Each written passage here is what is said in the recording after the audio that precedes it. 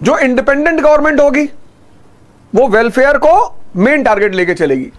जो people's government होगी उसका कोर थीम क्या होगा? वेलफेयर। जो कॉलोनियल गवर्नमेंट होगी उसका कोर थीम क्या होगा? नेसेसिटी। कुछ चीजें ना उनको अपने दिमाग में रख लो।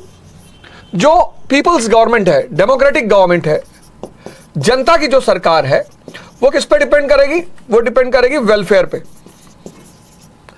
और जो कॉलोनियल गवर्नमेंट है वो किस पे डिपेंड करेगी? वो डिपेंड करेगी आवश्यकता पे, नेसेसिटी पे। नेसेसिटी के सिवा वो वेलफेयर पे ध्यान देगी ही नहीं। आकाश चौहान, जय हिंद। अंशु अभी मत मिलने आना बेटा, बहुत बिजी शेड्यूल चल रहा है और तुम सोलो पढ़ा रहे तो इसलिए पढ़ा रहे कि तुम देखो कि आपका जो मूल काम है वो आपको करना है। आपका मन ऐसा ना हो कि अस्थिर हो जाए, इधर उधर भागने लगे। कॉलोनियल हम कौन सी गवर्नमेंट में है? इस गवर्नमेंट में है, इस गवर्नमेंट में। इसको सिर्फ अपनी नेसेसिटियों को ध्यान देना है। हम कॉलोनियल गवर्नमेंट के अंतर्गत हैं। अब इसकी मेन नेसेसिटी क्या है? आर्मी। अभी हम डिस्कस करेंगे। इसकी मेन नेसेसिटी क्या है? रेलवेज। ये क्यों ध्यान देगी? Education, sanitation, drinking water, health. बताओ, हम कॉलोनियल गवर्नमेंट में है। कॉलोनियल औपनिवेशिक सरकार है, कॉलोनियल गवर्नमेंट है। कॉलोनियल यानी औपनिवेशिक सरकार। इस औपनिवेशिक सरकार की जो मेन नेसेसिटी है वो क्या है? आर्मी है। अभी डिस्कस करेंगे आर्मी पे। इसकी मेन नेसेसिटी क्या है? रेलवे। इसको बढ़ाना है जिससे कि ये भारत के कच्चे माल, रॉ मटेरियल को बाहर निकाल सके और ब्रिटेन के फिनिश गुड्स को भारत में बेच सके। इसके लिए ये गोल नहीं है sanitation, education, health, roads etcetera. ये सब इसकी प्रायोरिटी नहीं है। इसकी प्रायोरिटी ये है। पर फिर भी लोकल बॉडीज का जन्म हुआ after 1858। After 1858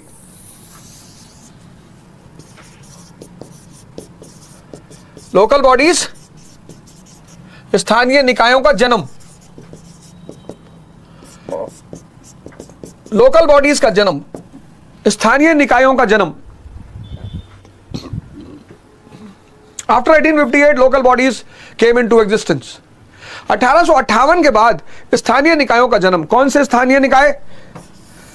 municipal corporations. Municipal corporations and district boards. Question mark लगाओ, क्यों? एक कॉलोनियल औपनिवेशिक सरकार को ऐसी कौन सी मजबूरी थी कि उसने स्थानीय निकायों का गठन किया? इस क्वेश्चन को लिखो कि what was the necessity for the colonial government to establish local governments. औपनिवेशिक सरकार की ऐसी कौन सी मजबूरी थी कि उसने स्थानीय निकायों का गठन किया? तो अब कारण देख लेते हैं क्या था। पहला, यूरोपियन कनेक्शन। European connection. भाई यूरोप में इंडस्ट्रियल रेवोल्यूशन हुआ, शहर पैदा हुए, सरकारों ने शहरों में इन सब चीजों पे ध्यान दिया, तो वही यूरोपीय जब भारत में शासन किए और यहां शहर पनपने लगे तो उनको लगा कि यार यहां भी शहरों में व्यवस्था होनी चाहिए।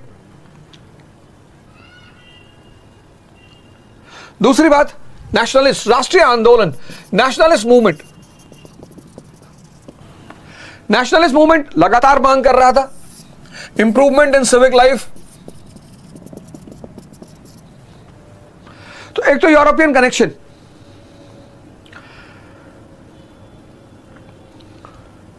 यूरोप में इंडस्ट्रियल रेवोल्यूशन हुआ, शहर पनपे, और वहां जब शहर पनपे तो वहां सिविक लाइफ का निर्माण हुआ, विस्तार हुआ। तो उन्हीं यूरोपियंस को भारत में भी लगा कि यार भारत के शहरों में भी ऐसी ही व्यवस्था होनी चाहिए।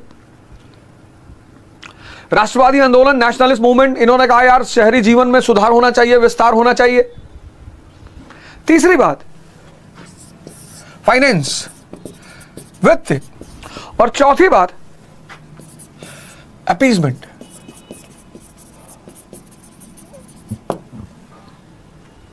अभी राष्ट्रवादी सरकार में हिस्सा मांग रहे थे, फाइनेंस और पैसा लेना था, वैसे ही टैक्सेशन का बर्डन इतना ज्यादा था,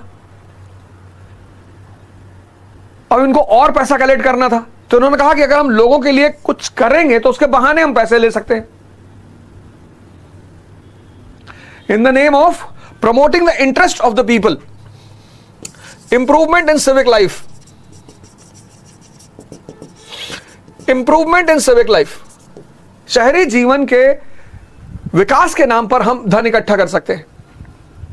और अपीजमेंट, ये जो भारतीय मांग कर रहे हैं ना कि हमको भी हमारे प्रशासन में हिस्सेदार बनाया जाए,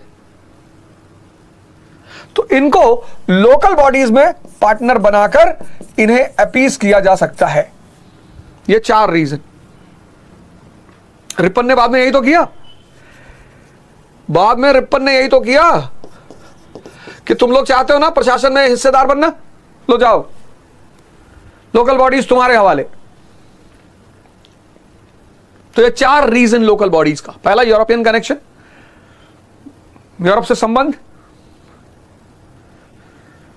बहुत सारे यूरोपियंस यूरोपीय शहरों की सिविक लाइफ से प्रभावित होकर भारत के शहरों में उसे लागू करना चाहते थे।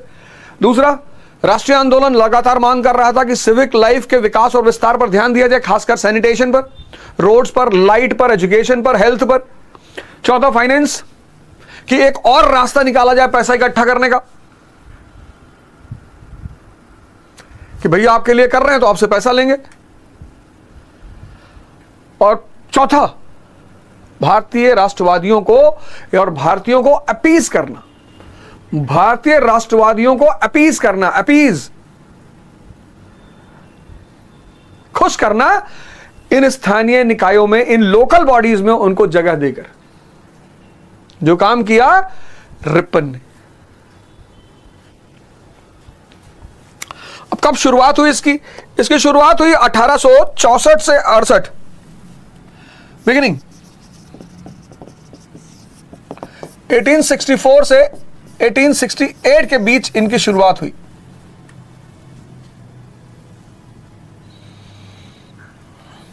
पर इन सारी लोकल बॉडीज में नॉमिनेटेड मेंबर्स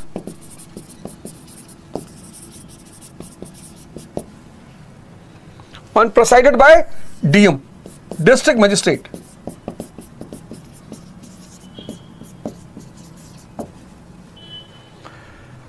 इलेक्टेड नहीं, नॉमिनेटेड।